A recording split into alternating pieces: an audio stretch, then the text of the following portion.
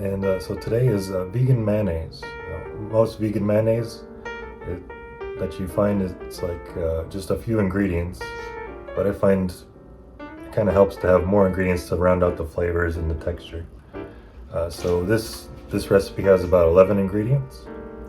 I'll put the recipe at the end of this, but you just toss them all into a blender and blend it up, and you're good to go. But it says cashews and tofu. It doesn't have any oil, so if you're worried about oil, this doesn't have any. So, and you still get pretty close to the regular tofu feel and taste. So start off with cashews,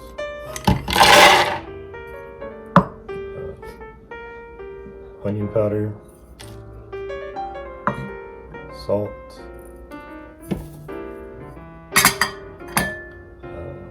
do the lime juice,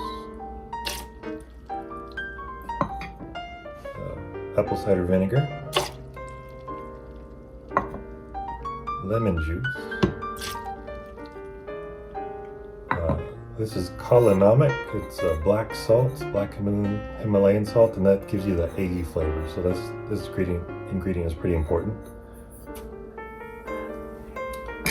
Toss in the tofu, and this tofu, it's this Mori new silken tofu. It's extra firm. This is, I think, the best tofu to use for mayonnaise. So just toss in this whole little box of it. It's the 12.13 ounces. Just toss in. You gotta drain out some of the water first, but then you just toss it in.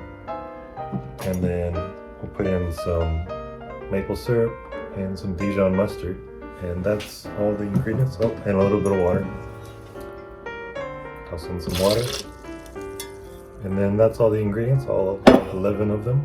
Hopefully I got them all. And but I'll put the recipe right after this. So hope you enjoy. So you just pop it in the blender and turn it on and let it blend until it's nice and creamy.